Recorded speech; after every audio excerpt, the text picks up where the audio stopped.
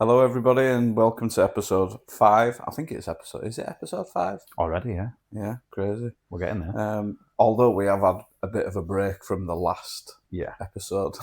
We've been having a kitchen sabbatical. Sabbatical, yeah. Well, it's been a bit chaos, hasn't it? Yes. Recently. What's happened? Yeah. But yeah, busy time in Sheffin. Yeah, we're coming to the peak season for us. Yeah. Wedding season's approaching. Not for me, though. No. So, currently, I've left my job as being a chef. So, do I still qualify as behind the pass, even though I've done 20 years behind the pass? Yeah. Yeah. I'm still putting it out there, yeah. Yeah. So I've recently left my job in a big hotel, and I've just gone to warehouse work. Can't blame you. Can't blame you. It's a bit like shopping on an extreme level. But yeah, I did want to talk about that transition to you. Yeah. And for people out there and people who are chefs who aren't chefs, just how different it is. Yeah. It's, it's just a different world. Do you know what my favourite is?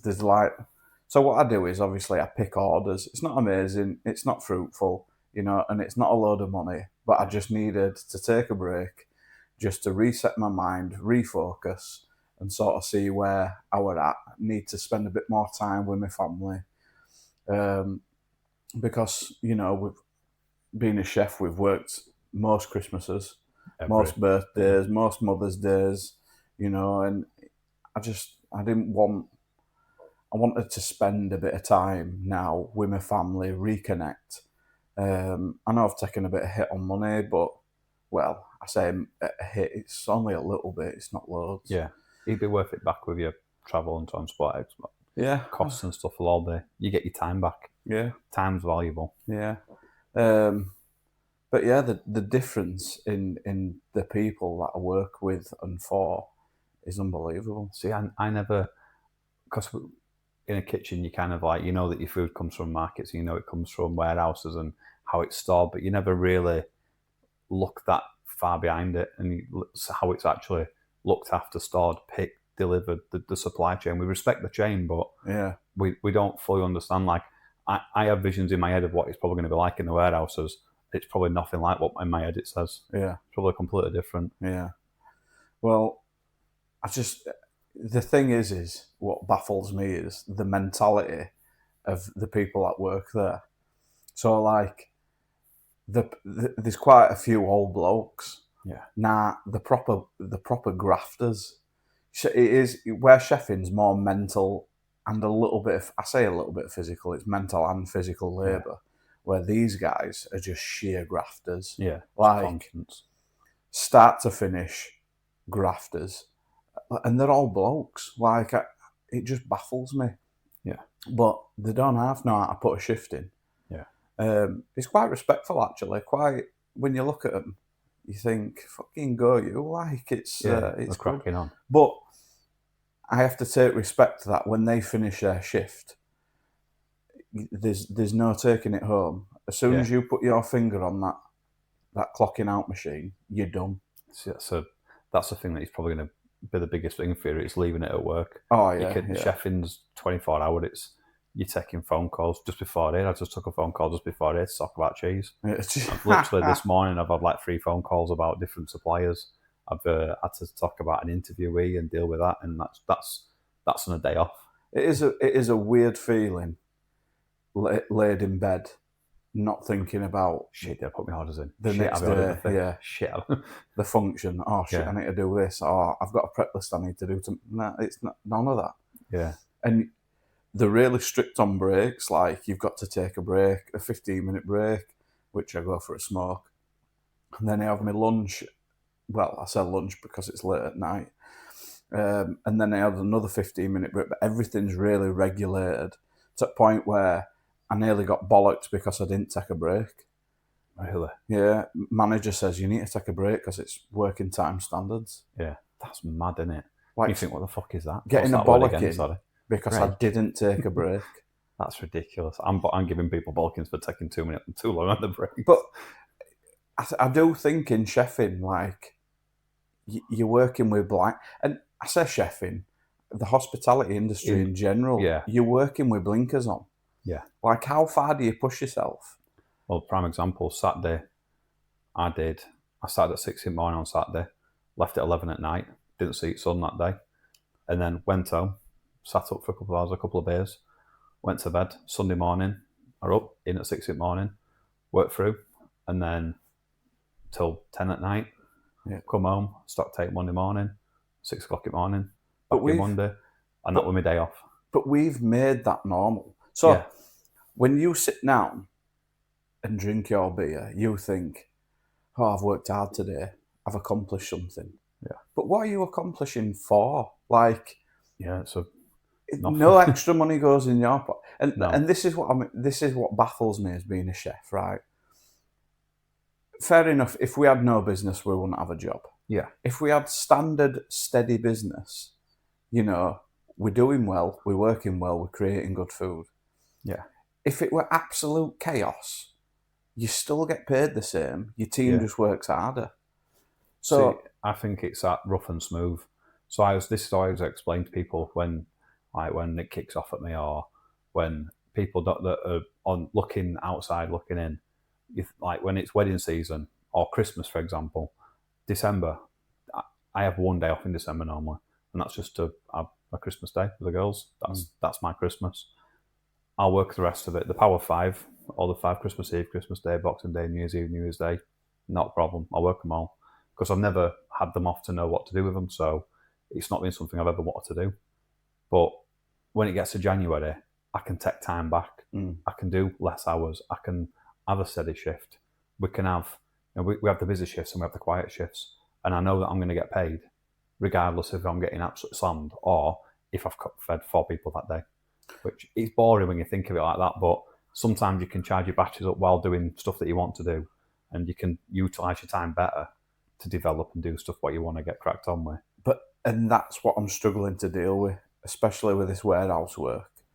That who made this normal? Like, who made working 60, 70 hours a week normal? When you sit down at the end of the week and say, I've done 70 hours, why is that okay? Like that, and I know there's never going to be an answer. It's always going to be an open question. But I just think, like, the amount chefs or hospitality people in the hospitality industry work, like, who normalised that? Who's that? Who was the chef? The classic phrase, chefs get annoyed because people don't understand and the world doesn't work how a kitchen operates. Yeah, What was it? Who would it? Would it Raymond Blanc? I don't know. I think it was Raymond Blanc, and he said he gets annoyed at the fact that when a delivery turns up late to his work, and he's like, yeah, but if a customer came in and didn't get fed for No, an it extra isn't. hour. Anthony Bourdain. Anthony Bourdain, yeah. I literally been listening to his audiobook as well, so I should have realised it would have. But that describes the mentality of a person. That's why when you look at the industry, we're full of people that have either got ADHD, we've got, extra isms that we deal with just because we've all been put in there as we were hyperactive kids, too much energy. There you go in the kitchen, work with fire and nice and burn it off. And that then becomes an environment that you have to work hard in. You need less people because you never have enough staff, and everyone has to pull extra and do extra. Like, that's one thing that people don't understand is if someone walks out or leaves, that you don't have a carpool to go, right, I've got a body here to put straight in, or we can just cut down that order, or whatever it is. We have to manage. And people don't get that. I know, but when you take a step out, like other things, like phoning in sick. Oh God, I never had a sick day. This new job, we have a brief on before a shift. Yeah. They tell us basically how many things we have to pick. I'm not going to digress into like what I have to do day to day, but they tell us how many things we have to pick, which I'm cool with. They tell you how many people's on holiday, and they also tell you how many people are on sick. Now, they write it all on a board. 10 people were on sick on a shift. Ow. There must be a lot of people in the warehouse. Fair enough, there is about 90 on, that's over 10%. But 10 people on sick. Now, when you're a chef, you're lucky to have 2 people on sick in a year. Yeah, I 2 shifts in a year. I've never had a sick day in my life. But the thing And is, people always get naffed off when I always turn around and say, "You can't be that sick. You can't come to work." You but think, but but they who are. but who not? And this is what it goes back to what I was just saying. Like, it'll never have an answer. But No. who normalised that? Who turned round and said, chefs don't have sick days? Yeah, we're operating every single day this year, and you can have 2 days off, and you can be happy with that. Do you know And what if I you have a mean? sick day, we're going to penalise you. It does sometimes feel like that because I'm just as guilty as the next person of it's been drilled into me that I'm not feeling right cracking, but that's just normal, crack on. Where some people have got different pain thresholds and different levels of being able to deal with stuff. They might go, I'm feeling really ill, I can't work today. And in my head, I'm just thinking, fucking let me right down here. Yeah. But they haven't. But we're working to such a tight, I have so many people on a shift in a day. So if someone phones in sick, I'm having to ring around to try and get someone to come and do an extra day, or it then just puts a strain on that. It's not the person's fault that's ill, but it kind of makes everyone else's jobs harder, Yeah, and then they feel guilty for being sick. The same And theory it's a guilt trip. applies Yeah. to what I do. You know, if people are on sick, it does make everybody else's job harder. But the mentality behind it is, I don't give a shit. Yeah. Like, I'm ill. Yeah. Like, I'm phoning in. From me, it's almost like it's crazy to hear that there's 10 people on one day that's been sick.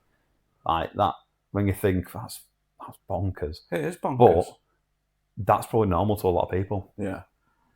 Well, I know there's a lot of questions, like, but that'll never have an answer. No, never. But anyway, so a couple of questions been flying about. I know we asked people to drop questions in. One of the questions is standards of chef from now versus the past. I'm not going to use that. Yeah, you go first because I need to not use them words because you know what words are coming and I have to not say them. Hopefully, I can answer it for you so you don't offend loads of people. Yeah. So I appreciate today's standards of chefing. Now, I believe there's a high quality and a low quality and not many in between. Yeah. So I believe you can have, you've got your sort of Michelin star, your high profile rosette chefs, or you've got your basic, pub chefs and things like. No offense to people who work in pubs. It's a term, pub chef, but it's the thing of it. People work in pubs, and there's nothing wrong with that because they are good. It's what people want to eat. They make business, make money. I personally think there's two different styles, right? Yeah. I think today's chefing is very open-minded. Create what you need to create. You can put your spin on things, put spin on that thing, and create menus how you value your customer base. And the past chef is very militant.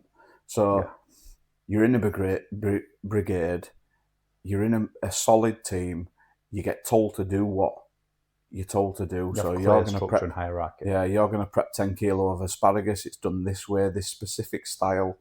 It gets blanched, refreshed. Do you know what I mean? Like, I think years ago, very militant. You do what you're told. This is how you're doing it. And I think to this day's chef, it's you have to think on your own 2 feet. But I think the caliber of chef is you've either got it or you haven't. Yeah. And you get the people who can perform and you get the people who are trying to perform, but aren't really going to get anywhere. I'm just glad that I was trained in that old era than the new era. Because I'm not saying it would have been massively different, but I think we're at the perfect age where we know enough about technology and enough about flair to do new stuff, but we've got the work ethic of the old school. I think we're at a good. The work ethic of the old school was a lot higher than what the work ethic is now. Do you think a 70s chef could survive now? Probably not to a. loads of books upstairs from the old school stuff, and there was one of my books. It's an old European cookbook of like the European masters cooks, but whatever it was. And I look at the dishes and think, okay, now I won't put that on a menu. And that's probably because the style of food was different back then. But the things that we have now, that we can do now, we have more tools, we have more tricks, we have more, there's more theatre to things. And I think probably in 20 years' time, we're going to look back and go, Jesus, that was shit what we were doing then. But I think taking a chef from the 70s and putting him in now, it'd be like taking a Formula One driver 50 years ago and saying, right, here you go, putting them in supercars now, drive that the same. I just don't think they could do it. Do you know what I do like about this day and age? So in the chefing in the past, you knew what you were getting. It were always reputation. Yeah. So if you went to one place, you knew the reputation, you knew what you were eating. If you go to a shit place, you knew what you were eating. Do you know what I mean? You knew what you were getting. Like this day and age, I think it's more of a surprise. So like, there's this pub down the road from me. 5 years ago, absolute shithole. It were barren. I went for food. It were horrendous. Now, in the back of my head, I thought, I ain't ever coming here again. Now, a couple of weeks ago, I think it was around Father's Day, I wanted to go my wife booked a place. I really want to say it, and it keeps wanting to say the name, but I don't want to say the name. Like, she booked this place, and I thought, oh God, I really don't want to go, because the dinner were horrendous. But when we turned up, it had all been done out. Yeah. It looked amazing inside. Yeah, it looked amazing inside. I thought, oh, okay. And then sat down, ordered food. It was just a carvery, but it were done right. Yeah. Do you know what I mean? And I like the surprise. Yeah. Like, I went for a meal a couple of weeks prior to that, I think for my birthday. Another little pub, and that were a bit run down. So I sits down. We had dinner, lunch, sorry. And that were really nice. Expensive, but done right. So I'm enjoying, in this day and age, the element of surprise. Like turning up to somewhere where I think it's going to be A-okay, and then they exceed it. Some little pub chef has blown it out of water. Yeah. Just hit the nail how pub food should be. Yeah. And that's what I like. So, past, you knew what you were getting. Yeah. Now, I like the element of surprise. It's a bit of a gamble, to be fair, because you could get something absolute horrendously dog shit. Oh, yeah. It's like the old saying is that if it's not broke, don't fix it. They're trying to do I saw this guy trying to do a Caesar salad in a glass, and you think, God, give up. Just give up. What you're playing at, just do it. If it's going to be doing a Caesar salad, just do it properly. Don't piss about and put it in a glass with a shot of chuffing dressing. Do it properly. So, in terms of chefing, as an actual chef, I like that. I like that there's that transition of surprise. Yeah. I do appreciate the militant methods of the past, but I really like the element of surprise, of turning up, of somewhere that has got it or it hasn't. Yeah, I get that. Like, one of my biggest things of is the work ethic of the old school kitchens compared to work ethic now, from a point of view of, not from the customer point of view, from the working point of view. If I said to you, right, there's a guy that he's worked in some good places and he's 50-year-old and he knows the old school ways of doing stuff, or you've got a 21-year-old whiz kid that's got some tweezers, but he only wants to do 4-day week and he wants to do 8-hour days, he'll do 5 days and you've got him for 5 days from start to finish. I know which one I'd rather work with. I know what I'd rather be doing. I'd rather be stood by someone that's been through it all and done it, and they're willing to stand back to back with you rather than picking a piece up with someone that's not going to finish their job. That's that kind of from behind the scene. I get what you're saying about from customer point of view, but okay, side question then. Yeah. On top of that question, would you rather take somebody that has been through the wars, 40 years old, been through it thick and thin, every type of service, and ready to go, but is stuck in his ways? Yeah. Or would you take on a new kid on the block who's passionate, Depending on But- position. but That's a with fuck all knowledge? yeah. If I'm going common chef, blank canvas every day. Like young kid, blank canvas. But if I'm looking for a sous chef that's going to be able to run it when I'm not there, Yeah. that's when I'm looking for experience. I'm looking for the old school. It's really dependent on the position for that. So if I'm getting someone in that I can train, that's like you say, young, fresh, keen, that wants to learn, that's fantastic. Like I'd take that any day of the week for someone that's like a young one. Currently got a kitchen porter that's wanting to progress into being into a chef. Yeah. And it can get frustrating that he's not washing up enough, Mm. but he's literally wanting to learn dessert. So he's learning how to do stuff and he's watching and he's taking it in. So a check comes on, he can go, I'll put that in the oven for you. Or I can make that when he brings you over it and goes, is that right? Is that right? And you think, yep, because that's exactly what we're showing him, is just copy paste. And he's happy learning that he knows what he's doing. Whereas I've got other chefs that can go on there and just cause absolute chaos for a day on a pastry section. So depending on position and depending on the surroundings would vary. But if I had to pick blindly just for there's two people in the kitchen, me and another person, I'd just take the experience on that one. No, would you? Yeah. Just because it would make everything smoother. Whereas if you've got a fresh-faced person, the training's going to be intense, it's going to be hard, and they're not going to be able to think on their feet. They're going to be constantly calling, constantly needing to know. And I think one of the biggest problems I've got like at the moment with old school, new school is that if you say to an old school chef, can you make me a soup?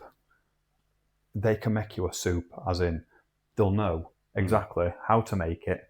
They'll make a nice soup, and they might have a different method to get there, but you're going to get a leek and potato soup. It's going to taste like leek and potato, and it's going to be nice. It's going to be right. There's passion and pride into doing it. You tell a new kid, right, you're going to make a leek and potato soup today. They're just going to go, I want to do better things than that. Yeah. And that does happen a lot. I don't want to do that. I want to make a macaron.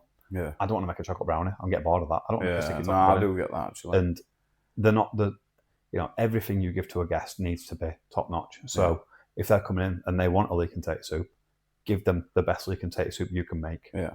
But I just don't think the new kids would do that. They try and put it in a spuma gun and there you go. Here's your leek and potato soup. So 1 teaspoon of air. There you go. Crack on. Like that actually takes us on to the next question, which when does food stop being food and turns into art? I'm not going to mention the name of it because I don't want to cause problems, but when someone uses a canvas rather than a plate to spray on food, that was when I looked and thought, that's cool, but it's too far. I've got a plate upstairs and it's called, a book upstairs and it's called We Want Plates. Yeah. And people putting stuff in flat caps, putting things on shovels. Saw a cheese That's board true. shaped on a shovel. That's true. Or a place years ago I saw, and it was a kid's dinner. I get it. It's a kid's dinner. You're trying to do something gimmicky. They had a mini shopping trolley on the table full of peas for the kid to push around. And I'm like, that's crazy. Yeah, that's not even that's not doing anything with food. That's just, it's not elevating anything. You're putting a fucking cart and pushing it around the table. It's not, cook on a canvas. When I saw that dish and he literally was on TV and he's a good chef, he doesn't know what he's doing, but he was all these different powders and stuff he put into aerosol cans and he sprayed all over the canvas like a picture and then put pink pork collar on it. You think, are you eating that with a knife and fork on a canvas? Yeah. You're just ripping it to pieces. Can't put that through a dishwasher. You're literally taking that home with cut marks in it. What's the point? I personally think that when the difference between food and art, I think it stops at 2-3 rosette. Yeah. I think 3 rosette is your line. Perfect. I think, and honestly, I am not discrediting any Michelin star or whatever, but I do think at 3 rosette it stops being food. So when you make a menu for 3 rosette, I think that is food for somebody to eat that you've thought about the customer. Yeah. I think Anything above that, it turns into art. Now, these people who work in Michelin stars have an unbelievable talent, Yeah, skill, big time like skill. some next level talent, and I get it. But I do think that is the transition. I think that after that, after three rosette, you're an artist. Yeah, You're a chef, but you're an artist. I think below that, you're a chef. yeah. I think it's the difference, like you said, difference between pretty and art. Like if I'm going to plate a dish and I've got done some cracking dishes over the years, and I look and I think when people take photos of it and you see it, you go, that's literally that is like it, you you could put that anywhere on any social media and it'll just look it fit in so well. Yeah, But it's also a substantial dinner. yeah, It's not a load of shit just made look nice. yeah. It's actually well thought about food, done in a nice way and presented properly. Mm. It's not just wrapped up and put into a box and put on your table. It's thought about properly. Yeah, A lot when you look and there's places that try to be more than they are, yeah, and they try to go down the gimmicky route of arts and do things. And I've seen people serving just a full burnt leek on a plate because I like the look of it, and not thinking about as a customer eating that. That's not edible. Like, why would you do that? But because they like the look of it. yeah. And See, when I used to create menus for three rosette, you still had to think in regards of a customer's palate. So I think the transition goes from thinking about the customer to above that three rosette. I think then you're thinking about the chef and the talent of what he can put on the plate to show to a customer. yeah, I think that's the transition. I think when I used to make menus at Three Rosette, we had to think about, so when we created a dish, you had to think about your carbohydrates, your protein on the plate, and then your vegetable, and then create the balance between the three elements and then your sauce to create the dish. Then you make it as nice as possible. yeah, Do you know what I mean? Then you start adding Monty and butter through your stocks and your sauces. You start adding different herbs and spices, flavors. Then an addition to garnish, and then you create your dish. Where I think anything above three rosette, I think has a team of people sat down or a chef that's high caliber, really discussing and deciding what elements fit right. Like I said, it's chemistry and it's art. yeah, Where I think below that is we are cooking for a customer's palate. But I think you hit the nail on the head straight away with when you said about getting your protein, your veggies, your starches. You wanting the balance, your acidity, sweet. You want your sharp. You want all your different balance. We think of that before we put it on a plate because I write a dish before I plate it. Yeah, and think about how the flavour is going to work. yeah, Because it can look as pretty as you want, but if it tastes like dog shit, it ain't going to eat it. So it's got to be. I always think that the art side of it, when they make things look good, sometimes it can be substance of a actual flavour. yeah, People can just go too far and think, I'm going to make a Parmesan air, and that's what you're going to have. And they have that, but there's no. It's one really nice little thing that looks cool, but if it's not done with the right balance and done with the right flavour and the right dish, it's pointless doing it. Yeah, I think things have got to look nice, but to an extent of flavour comes first. I think flavour and food comes before the art, and like that's it. I'm a big believer in white plates. I like just nice, clean white plates, and then letting the food do its talking. Let the elements do its talking. And the worst thing in the world is when I see someone go, that needs some more colour on that, and then put a pea shoot on, or frigging red amaranth. That's the worst thing in the world. And tastes like dish soap, yeah. Or even like micro coriander on something that doesn't need it. Yeah. Like just because it adds a colour to it doesn't mean it adds anything to the dish. Yeah. And I think too many people will go, I'm going to put a pea shoot on that. Yeah. But I've never tasted a pea shoot. Yeah. It tastes like fucking shit peas. Yeah. They're not nice. They're not nice and they're expensive for nothing. Yeah. It's like watercress. Okay, watercress can be nice with certain things. Watercress with some shallots on there and some pickled gherkins, some capers, some lemon can make a really nice base for a salad. But when someone just goes, I'm going to put some watercress on that because it'll look green. Yeah. I think that It's style of a substance. Has to serve a purpose. Yeah, Yeah. I think do it right, and as long as you can make it look nice, don't go too artsy. Go more for the people will return for flavour any day of the week rather than Yeah. looking and going, I like the look of that dish. Yeah. I ate half in it because it wasn't really nice, but Yeah. it looked mint. No, it's got to. I think flavour before Yeah. faffing. Okay. Next question. So, in terms of obviously what we've talked about in the style of food, what's your thoughts on sharing recipes? Well, I think to a degree, you've got to kind of have the rapport with the guy before you can, or girl, sorry. You've got to have the rapport with the person before you can give them that, because that's like your tricks of the trade. And I think it's important to be able to share it with the right people, but not give it to people that are going to abuse it. Mm. So I've worked on my recipes that are in my book, and I've tampered and changed and tweaked it because it needed something else, or worked out something, or a ratio wasn't quite right, or you add things to it and you figure things out, and then when you write it down, it's like yours that you've designed and made. I think as long as you share it with someone it's relevant working with you, or the person that you trust that's going to use it properly and not going to make a fool of that dish, and it's still your name to something, isn't it? Mm. Like my chocolate brownie, literally my chocolate brownie, I gave to Andy that one other week. Gave him a chocolate. He texted me saying, "I want to do a chocolate brownie at work. Can you send me your recipe for it?" Yeah, no bother. That guy, no problem. Have the recipe. Just this is the method. Do it properly. Do it justice. Don't do it half-assed. Like do it right. So I'm going to piss you off here. Yeah. And I'm going to say my Gravlax recipe is better than yours. But if me and you were in the let's say me and you were in the kitchen and we had to make a Gravlax, whose recipe are we using? If we're same rank, whose are we using? Mine or yours? See, I'd want to use mine. And I'd want to use mine. But this is where I think this is where you've got to compromise. You have to compromise on stuff, but end of the day. But I'm a larder chef. This is what I specialise in.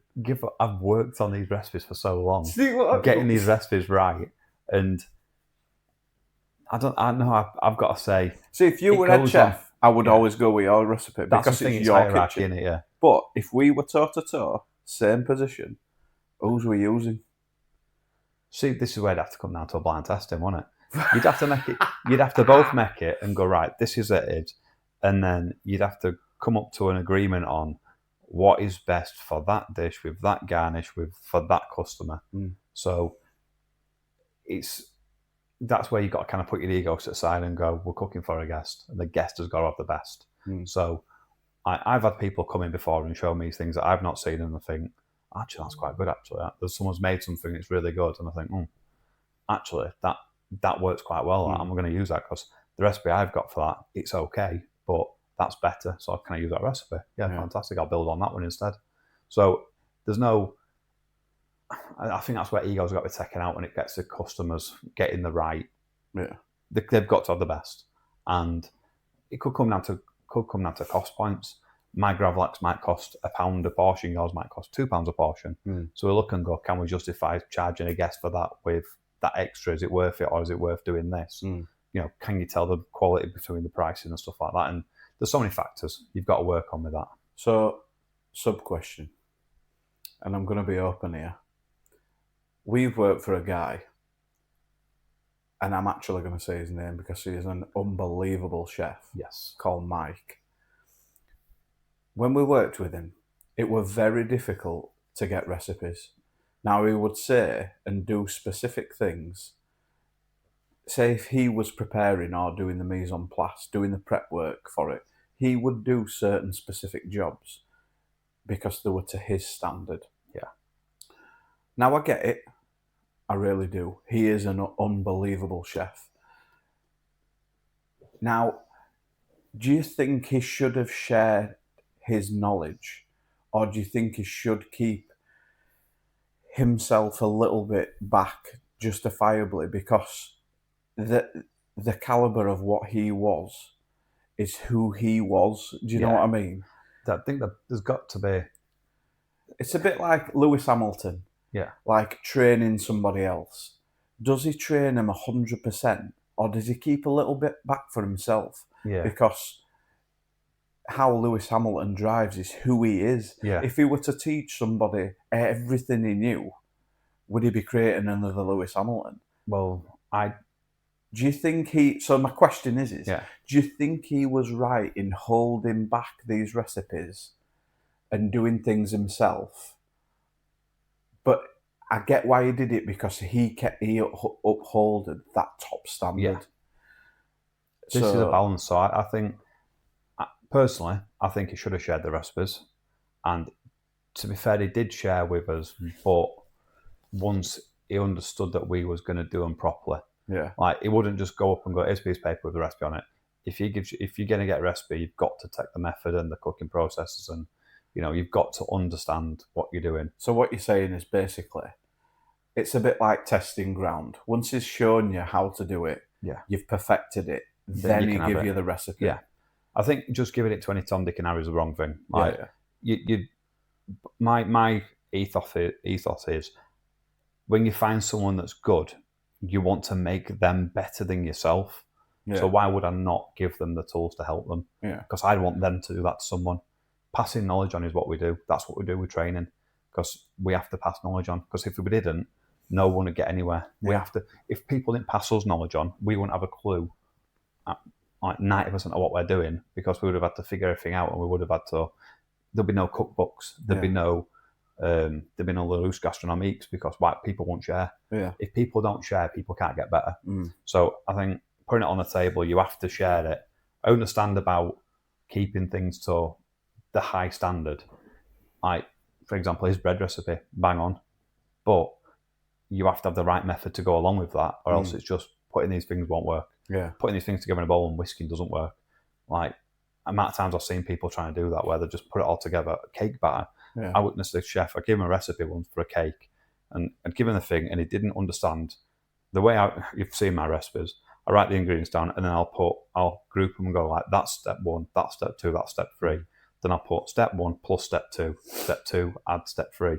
And I do it like that. It's like shorthanded. Yeah. So then I know what it means. But if someone picked my book up and read it, it'll go, the fuck is that? Like, that don't make no sense. But I know what it means, because that makes sense to me. Yeah. So I tell someone, write it down properly, because this is how I write mine down. Yeah. I'd like to look at, so we also work with a guy called Scott, who was it?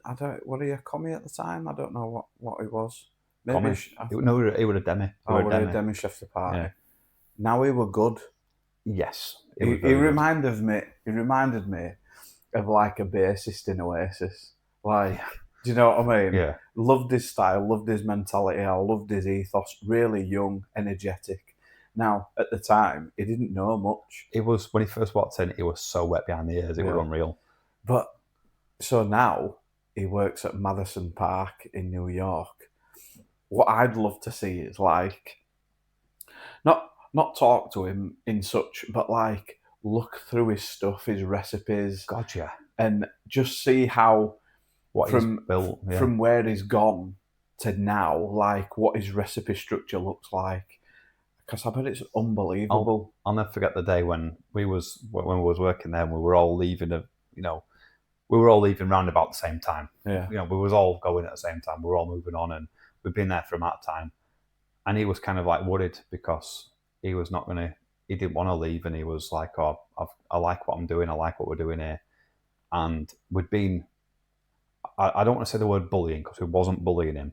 We was building his character. Yeah. We used to give him a lot of shit and make him do stuff, because we could see what he could do, but he couldn't see it himself. No. Like, we used to make him do dishes, and we'd do stupid little cook-offs with me, you, Marek, and him. We'd do stupid cook-off dishes just to taste stuff out, and just to like show off a bit with like, oh, what about this? And then he really tried, and I'll never forget, he did this dish, and it was he'd done a sugarwork tube and then filled it with a frozen mousse. Yeah. And he tried it, and it looked terrible, but the idea was amazing that he did. But the execution, he'd just gone for it without looking into it properly. And when I say it looked terrible, I meant as in he didn't present it, he didn't have to present things, but the substance that he did and the idea that he had was really good. And that's where it was like, right, now we know we can help him build on that because I've done that before, you've done that bit before, we'll build on it. It's, And we took all, I can remember when we were leaving, he was stood there in the kitchen, and I looked at him, and he'd got an interview somewhere, and I said, right, where are you going? He told me, and I went, right, open your knife box. And he opened his roll up, and I looked in his knife, so I'm like, right, wait there. I went in the corner, got my knife roll, opened it up, took my fish knife out, my filleting knife, put it in his, took my slicing knife out, put it in his. Ones that I'd got there, just like, take it out, put it in his. I think there was 3 knives that I gave him. yeah. Took my apron off, literally, because his aprons, he always used to wear them stupid aprons, like half aprons, not butcher's aprons. Yeah. Took my apron off, rolled it up, put it in his box, and then, I can't remember if I put something else in his box, in his roll, pushed it over and said, right, wash that, that's now yours. Them knives, they're now yours. When you go there, if you need them, they're there. You need, start thinking about what you're doing, because he is a good lad, and he just needed that push. And just to think now that he could, if me and you teamed up to create a dish, he could still outcook us. Yeah, he's fucking phenomenal with it. Where he's been, his CV. Oh my God. Just to get a copy of his CV. Every time I used to look and go, where's he now? Yeah. And you go, oh, he's at Fat Duck. Oh, where's he now? One Clume. Oh my God. The guy had just ballsed it and just gone, you know what, let's go for it. Yeah. And I've taken my hat off to him because he was young, energetic, and he wasn't, sounds really tight, he wasn't tied down to the area. Oh, no. So he free could spirit, just go, he could do whatever he wanted. We've got partners, we've got kids. We don't want to go, right, I'll see you in 6 months, I'm off to go work, or I'm off to go to Hong Kong, see you in a bit. I do love it when I see people excel like that. Oh, yeah. Well, there was a guy I worked with, and he now works for a billionaire on a yacht. Yeah. And I had to get rid of him when he worked for me because he brought trouble to work. Yeah. Sorted it out. And it's the first time I've ever had to sack someone and give him a job within 5 minutes. I literally sacked him and said, look, you understand what's going to happen. I'm going to have to let you go today because of the incident that's happened, but don't move. Went outside, made a phone call, came back in and went, right, you need to get to Scotland because you've got a job there. I've rung up a place that I know and they've gone. Yeah, take him up, put him up here. You need to get away from the area, get up there and gone. Yeah. Funny enough, he worked with that Scott as well. Oh, did he? Yeah, because he texted me not long ago saying, do you know where Scott is now? Yeah. Yeah, so them two had worked at somewhere else, and he'd even said about him being flary as well. Yeah. So that's how small the industry is. Really small. Yeah. So I think that ties us questions off for this episode. So just to recap on that. Yeah. I think sharing recipes is important. All right. But to the right people. You have to earn it. Yeah. Once you've earned your stripes in, you can have it. But when someone walks in, when they've rolled the sleeves up and they've got a pair of tweezers and you think, oh, come on. And they walk in and I'm the best thing ever. You need to give me a recipe. Or when people steal them, that's scumbaggy. I hate it when people steal them. Like one guy I know literally went through another chef's book and took a picture of every single recipe in his book. Yeah. And then created a folder and then added people to the folder so everyone could have it. Yeah. I'm like, that's a bit naughty, that, isn't it? Bit naughty, that. Do you know what else annoys me as well? Like grumpy chefs. So I know this is yeah. Oh, sorry about that. So I worked, and I'm not going to name him on this occasion. We worked with a guy who was, so he wasn't like, what can I say? He wasn't a proper fine dining chef. He was a really good caliber chef. Yeah. But he were grumpy. He were grumpy. Yeah. I know what you mean, yeah. Outside of work, he were an unbelievable guy. Yeah. But once you tapped into his personality and you've understood him, he were an amazing guy. Yeah. Like amazing. Like he could be a massive dickhead though to people. If you want, but if somebody said to you, right, you're going into a service for 300 people, he is the fucking guy you want. Yeah. 100% actually, yeah. But I just wish, at the time, it was just a nice, like, guy. Do you get what I mean? Like, well, I don't know. He once said something to me, and his exact words were, he'd pulled me to the side, and it was as I was leaving, and he'd said to me, I don't like working with people twice. Yeah. And I'm like, all right. And he went, but if you rung me, I'd probably make an exception. Yeah. And then he showed me his folders and files and stuff like that they'd been keeping. I'm like, So you've literally got in this locker here, locked away, all the information that we've been asking for, like And this do recipes that have been here for years. You've got it in that fucking locker, and you're telling me on my last week here that we could have done all this stuff. Why? Yeah. And it was, the thing is, he was a nice guy, but it was one of them things where you've got to know how to take him.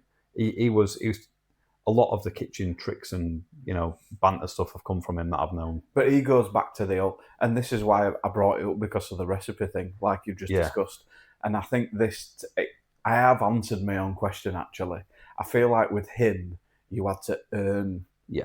you had to earn trust to stand side by side with him. One of the most famous things was he was that stubborn in the kitchen.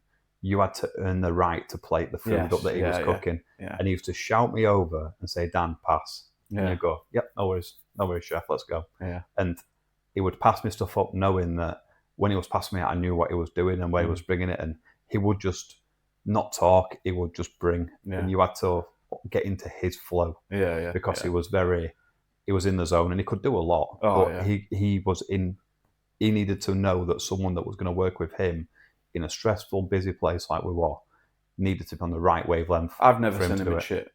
I never saw him in shit. I don't think I did, actually. I saw him get a bit flustered a couple of times. I was in, like, he'd get naffed off and go, fucking calm down with checks. And that's the only time I really saw him. But he'd never get caught out, and he'd never not be ready. Yeah. Like, he was always busy, always doing something. But he had what I liked about him, he had a bit of a rock star mentality. Like, he'd sit on an old oil can outside, smoking a cig, firing a few text messages, throw his cig, wash his hands, and go bang straight into service. Like, I just love that.